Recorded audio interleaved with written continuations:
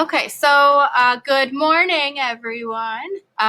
Today we are going to be going over reviewing Photoshop basics. Also, I want to introduce you to a few adjustment tools where we are going to enhance these three images. You do need your Creative Journal out at this time. It should always be out right in front of you, opened up to another new page, or refer back to your other notes. What we did just a minute ago is we downloaded these three images from Google Classroom. And how we did that was that we clicked on the image and then we right-clicked and we pressed Save Image As. And when we press Save Image As, we then saved it to our desktop and made sure it was a JPEG image and press Save. Then it showed up right on our desktop right here. And this is what you will do every time you need to download an image from your drive or from Google Classroom.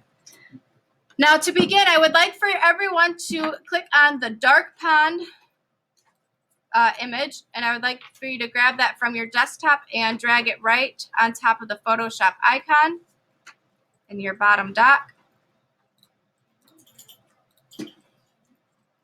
And that should pop up in Photoshop.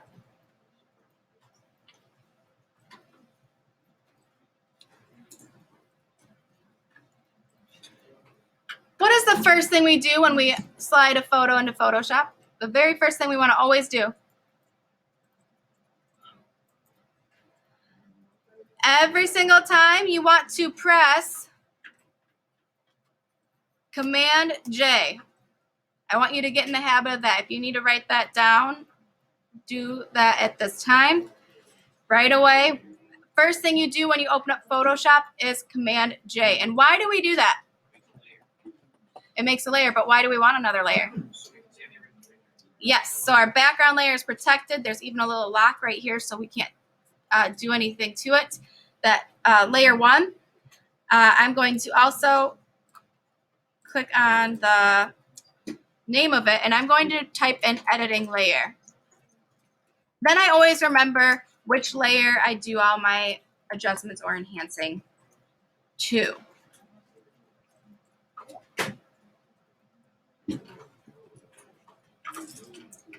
So when you are doing this, you want to, or changing the name of it, you want to just click once and click again on the title. Maybe just a few clicks. Yeah, might stall a little bit. Hop over to another computer. Real quick, yep. So we have our editing layer visible there. Make sure you are clicked on it. Now I want to make it clear. And if you cannot see your layers panel, make sure you go up to Window and you check off layers. So this is the layers floating panel here. And we have, I like to have my adjustments panel here and history as well. So if I go to Window, I can check off adjustments, history, layers, and I also have swatches over here. This is for later though, but it's pretty. I like them on my workspace. But these are the three that we definitely want on our workspace at this time. Now in the layers panel, you'll see that when you click on a layer, it illuminates blue. So whatever layer is blue is the layer that you are working on. So if things are kind of acting a little wacky, just make sure that you are on the correct layer. In the adjustment panel, you'll see that you have basically like a home page for any adjustments that you want to make to. Specifically, we want the editing layer to be adjusted. So you're going to see, and this is important that you know this, at the bottom right corner of your adjustment panel, there is a button right here, and it says New Adjustment Clip to the Layer. Click to affect all layers below, or you can see right here, it will only affect one layer below. So that means that when I make an adjustment, let's say I do levels, and I'll explain what. Now, right now, I want you to see it's adjusting all of the layers. Now, an easy way to fix that is then to press that. Oops. Go back in my. You go to, let's say, hue and saturation. Just make sure that it is, and my mistake. So the one that when it's clicked and you see this button that's more solid, that means it's affecting all of the layers.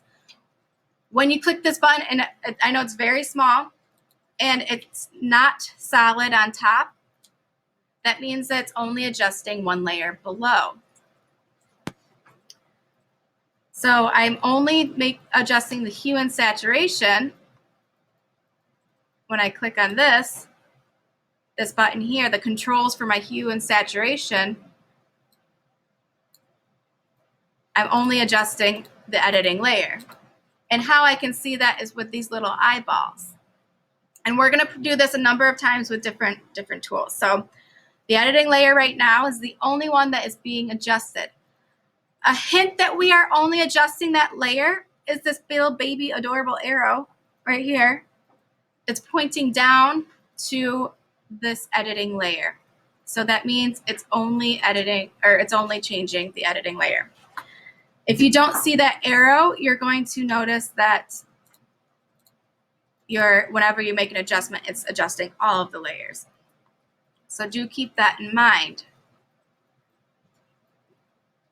Now you can if you want to change that up, I can go over layer properties in a little bit, but let's just kind of go through the basics of the most important type of adjustments that we are doing today. First of all, I don't want to do any hue and saturation. So I'm going to click on this layer, and I'm going to then press the trash can at the bottom of the layers panel. So there's a little trash can right here.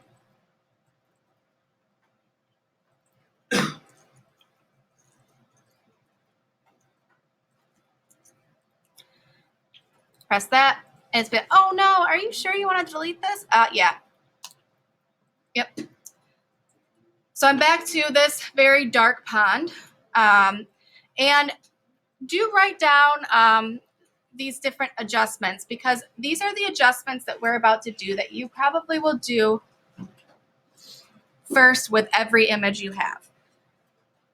So the first adjustment is called levels. And this is kind of step one whenever you are enhancing or tweaking a photo. You want to go to levels. And that is the second icon on the top row in your adjustment panel.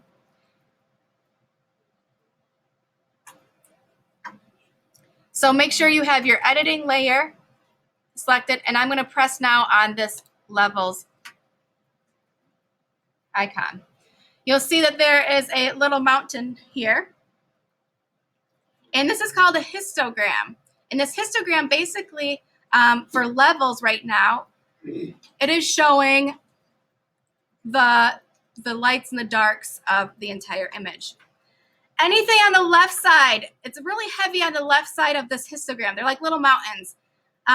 There's a very tall mountain. It's even going off the top edge. Left side means that data is very underexposed. It's very dark. There's a lot of black in your image. So anything that's on the right, that's your whites or your lights. So you have the ability, you can see these little toggles right here. You can slide, click and hold down, and you can slide, and you can actually push your darks, or you can click and hold down, and you can pull out some of your lights. This middle one are your midtones. You can use those.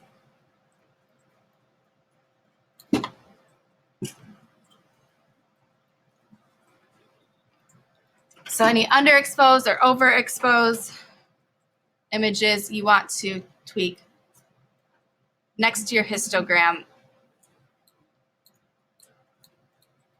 You'll see there also are options for your output level. This kind of fades it a little here, or darkens it. But you can be very specific on what you want to modify. There are even drop-down menus if you want to only adjust the greens. But we're going to stay with RGB. What does RGB stand for? Red, green, blue. Very good. I want you to also notice, ooh, look at this, sparkling, an auto button. Woohoo. Ugh.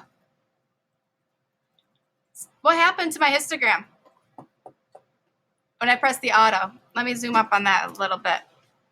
What happened to it?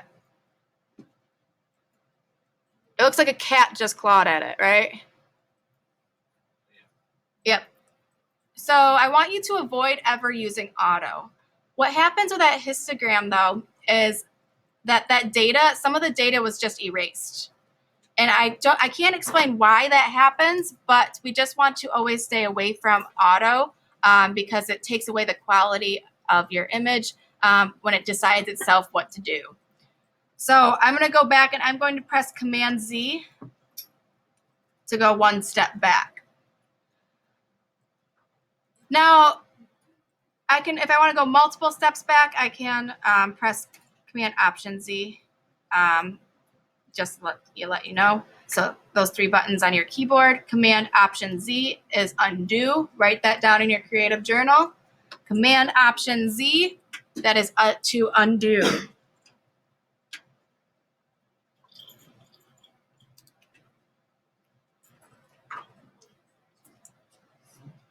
How are we doing so far? Command Option Z, like zebra.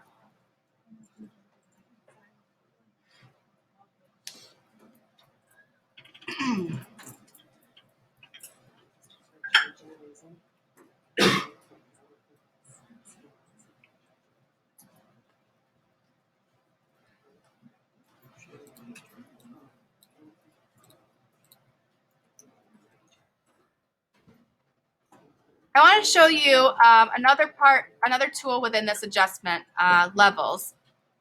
And just a reminder, levels, you're leveling out the exposure of this photo. That's the goal for levels.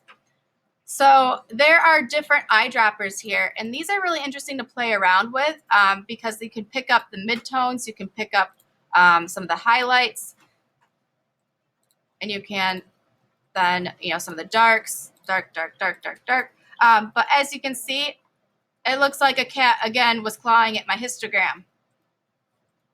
That's because I was going so dark that some of that information was kind of erasing. So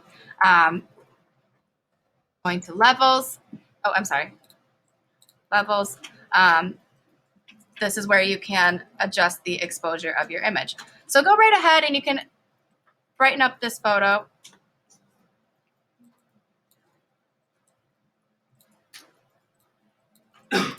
Maybe we'll go to our greens.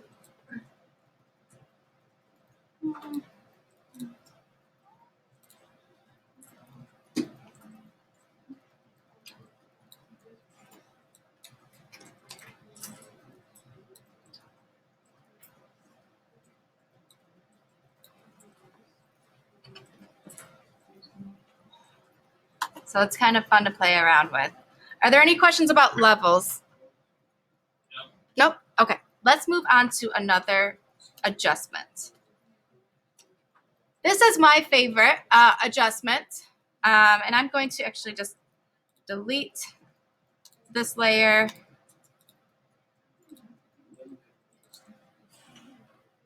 And I'm going to, so let's go right ahead and let's delete our I'm sorry, never mind. Ignore what I just said. So we are in our adjustments panel. Now to the right of the levels icon, the third icon in the top row is curves. And you'll see a little graph with a curvy line on it. You click on that and then you see, again, ooh, your histogram.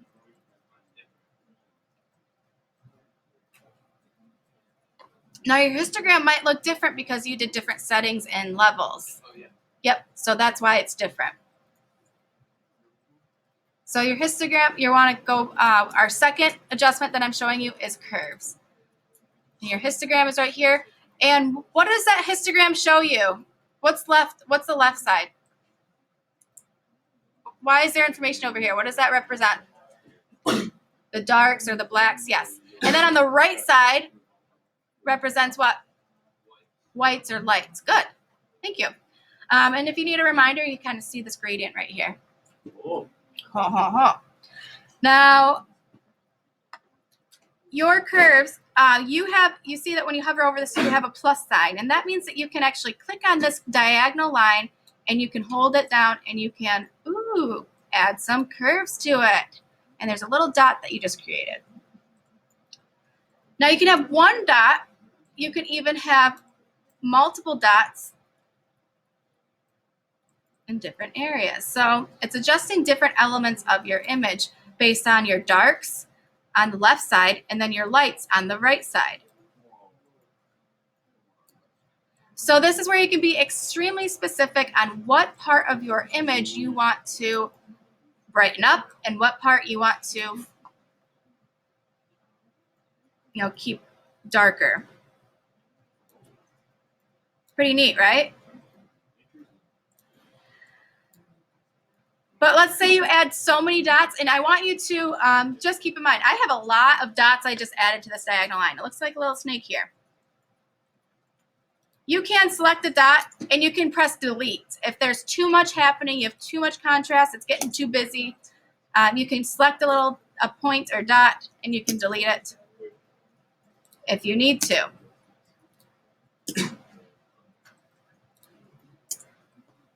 And then you're back to your original diagonal line. So I can click, create a dot, and I can pull that around.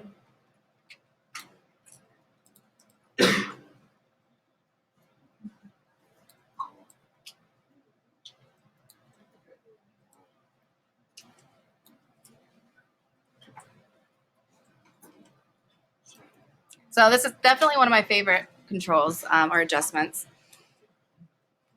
It looks like an oil spilled in your pond. Yes. What did you just do? So over here, he went a little crazy, and it looks like oil spill in the pond. You want to avoid this. If you turn in a photo that has something like this, it's not cool. I consider that bad craftsmanship. You can get it out of your system right now. Go crazy, get it out of your system, have fun with it. Yeah, it looks pretty cool. It's a little intense. You lost some lights. Your sky and your water needs more value in there. We're going into a rainbow on mine. So get out of your system, play with it.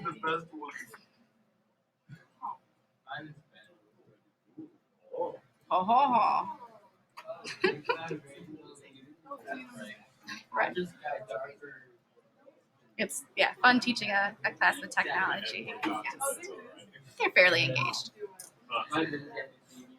Okay, I want you to look back at the adjustment panel, and there are those eyedroppers again. But sometimes to speed up the process, it can be very tedious with the graph, but there's another adorable little hand right here. Look at that. A little hand, and it's a pointer finger. I'll show you with my zoom right here.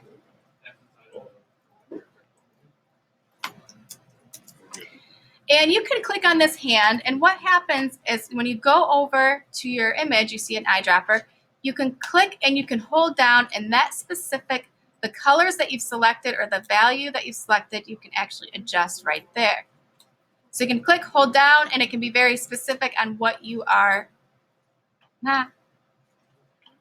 adjusting. I know, I like that. I like that tool. It's really nice. So that little hand, you can be specific. Instead of on the graph, that works for some people. But if you want to take the hand and actually select a specific spot in your photo to fix the exposure, you may do that this way. I want you to also notice while I'm hovering over my photo, look at my graph. It has a friend. You can see that that's kind of gauging where my cursor is on the photo, value-wise, okay? So are there any questions about curves? No? Pretty fun though, right? Did you take this photo? Huh? Did you take this photo? No. I went to a workshop at Grand Valley. That's where I got some of these images from. Yeah, like it's a fisheye or something. So let's go back. And I have 3 of these because I was demoing.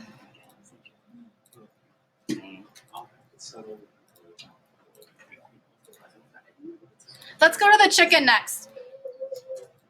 Or rooster. Rooster. Yeah, today I just want you to explore, no pressure with uploading yet. Let's go to the rooster. You can just slide it right on top of the icon and you can see that you have 2 tabs if you want to keep your project over here.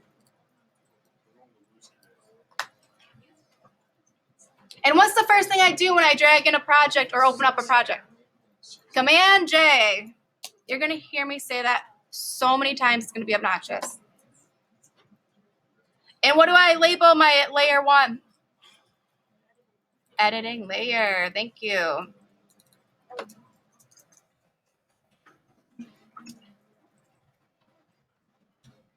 So now we have the rooster in our workspace.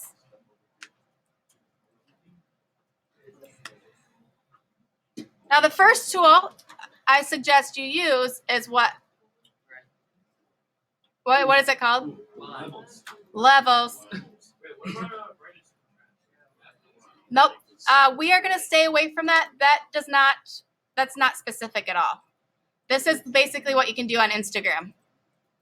I want to teach you how to be more tedious and more specific with your levels and curves. The craftsmanship and the quality is much better. So if that's an instant solution to maybe something, you may use that, but I prefer levels first and then curves. So levels, looks like there's already a little bit of claw marks there, but that's a-okay. Oh, it's probably because I just did the brightness and contrast. See what happens? Yeah. Now when I go to levels, oh, nice and smooth.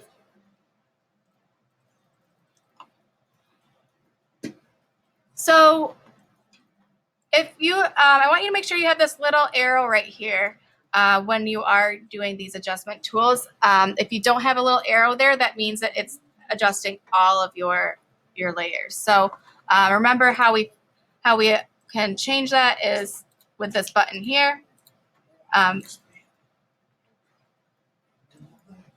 Yes, you have the ability to stretch out your panels.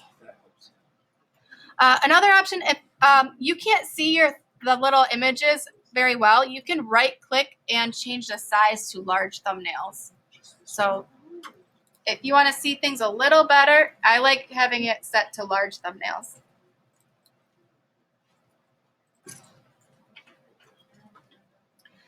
So let's go back to levels. How I get back to the controls of levels is I click on that layer and there's this little symbol right here that window pops up here.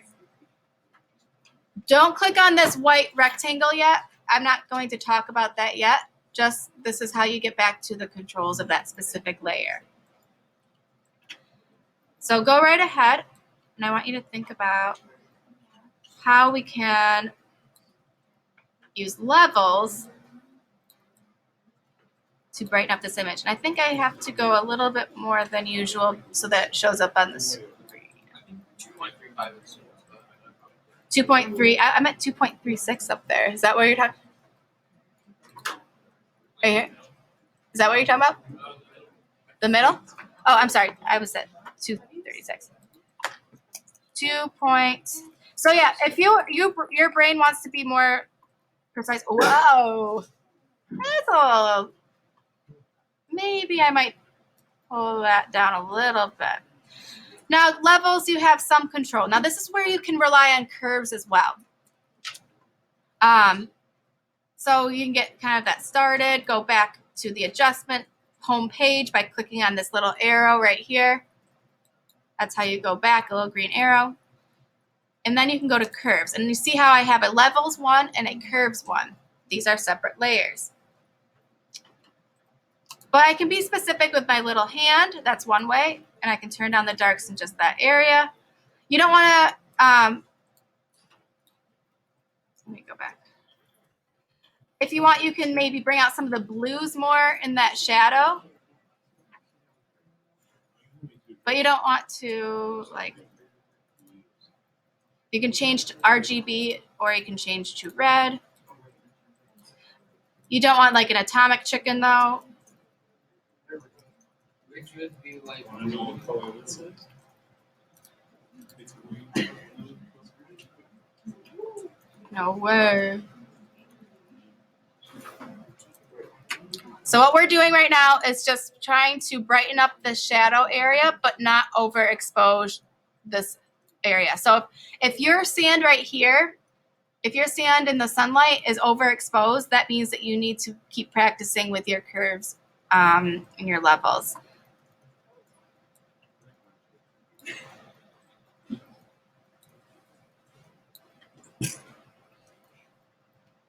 Good.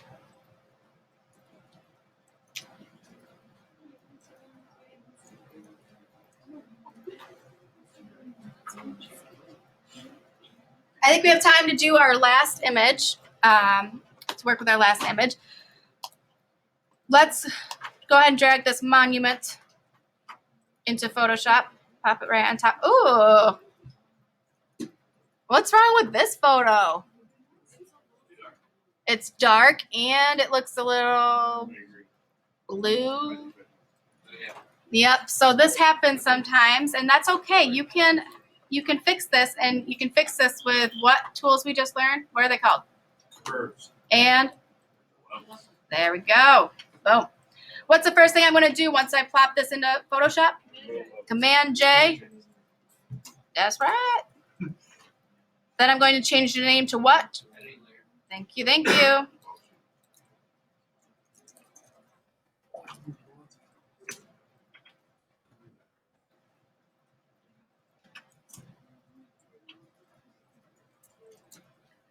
Just a reminder, how do I zoom in?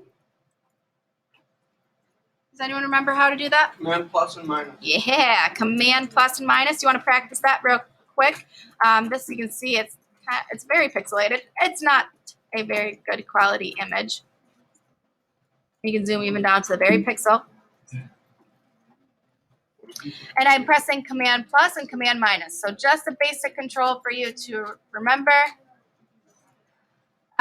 If you're zoomed in and you want to pan around, you hold down the space bar and there's another little hand there and you can move around. There's just a little review right there. Now, what adjustment do I suggest you use first? Levels. They're good.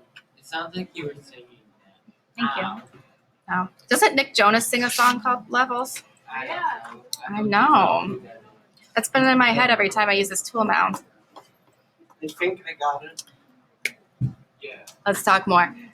So levels, and right now it's on RGB, red, green, blue. So that means it's editing, or it's kind of adjusting the exposure of all those colors. But you can be more specific, and you can go to blue, and I can even tone that down a little bit. But now things are starting to look green. This is where you think about the color wheel. If I have a photo that's looking too green, what color can I add to it so that it's less green? The complementary color. And the complementary color of green is what? Red. So I can go then to red. And I can kind of adjust it right there. I can go back and forth. Maybe I need to turn that. Then I can go to my blue.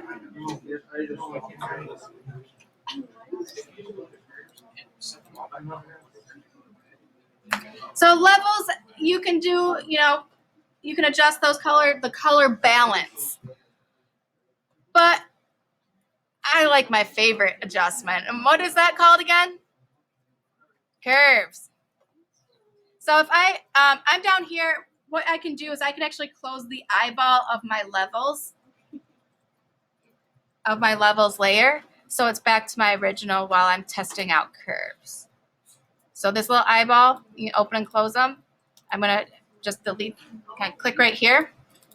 And that anything that I did right here doesn't matter. It's just invisible temporarily. So curves is working only with my editing layer at this time. So I can go over here and I can be specific with my, maybe my blues. And I can tone it down. Maybe I go specifically, I can be specific with that little hand tool. Go to my greens. I can tone down my green with the little hand tool. Oh, look at how much better it's starting to look.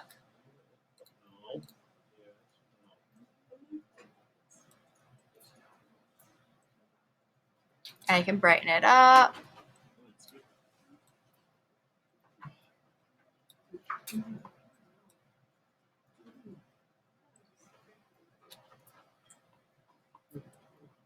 And you can see the difference when you close the eyeball of your curves layer.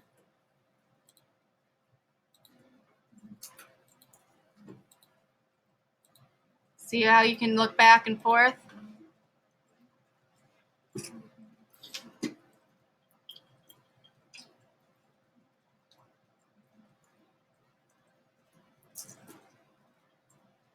So that is all that I want to go over today. I'd like for you to take just a few minutes more to go through those steps again. I'm going to end my video though.